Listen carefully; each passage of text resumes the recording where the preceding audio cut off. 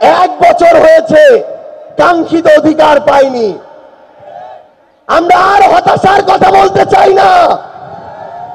আগামীর বাংলাদেশে আমরা যে অধিকারগুলো পেতে চাই, যেভাবে বাংলাদেশকে দেখতে চাই, আমরা সেগুলো এই মঞ্চ থেকে বলতে এসেছি।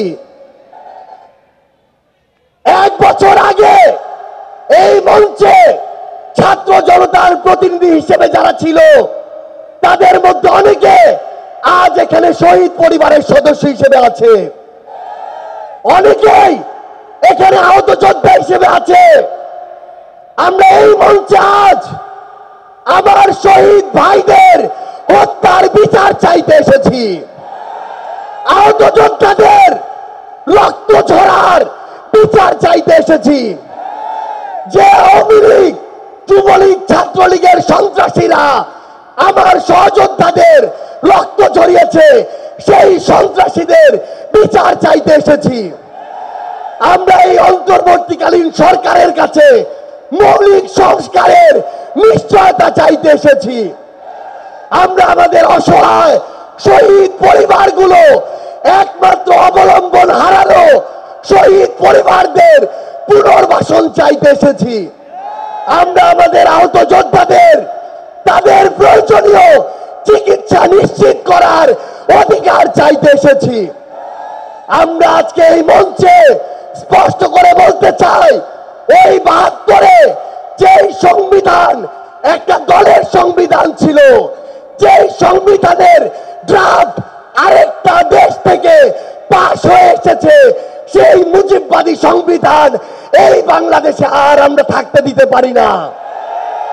আমরা আজকের এই মঞ্চে মুজিববাদী সংবিধান ভেঙে চুরে শেষ করে দিয়ে নতুন সংবিধান চাইতে এসেছি। সংগ্রামী সহযোদ্ধারা, আমাদের যে লড়াই, এই লড়াই শুধু 24-এর জন্য লড়াই না। ওই 2009 সালে বিডিআর পরিকল্পিত হত্যাকাণ্ডে যাদের হত্যা করা হয়েছে, তার পিছনের প্রত্যেক কুশলীদের সর্বোচ্চ শাস্তি চাওয়ার জন্য আজকে আমরা এই মঞ্চে এসে হাজির হয়েছি। ওই শাপলা চত্বরে 13 সালে যাদেরকে নির্মমভাবে হত্যা করা হয়েছে, তাদের পিছনে যারা কাজ করেছিল, সে সকল খুনিদের বিচার চাইতে আজকে আমরা এই মঞ্চে এসে দাঁড়িয়েছি। বাংলাদেশের আপামর ছাত্র জনতা, আমাদের সংগ্রামী সহযোদ্ধারা, আমরা শুধু আপনাদের স্পষ্ট করে একটা জিনিস বলি, এই বাংলাদেশে যেমন ইসলাম ফোবিয়ার জায়গা হবে না, ইসলাম বিদ্বেষেরও জায়গা হবে না।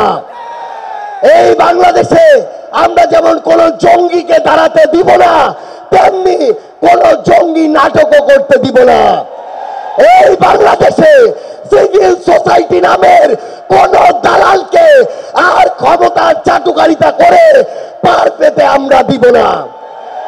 ইনশাআল্লাহ আপনাদের সাথে আমাদের দেখা হবে সংগ্রামের রাজপথে অথবা বিজয়ে। ইনকিলাব জিন্দাবাদ, এনসিপি জিন্দাবাদ।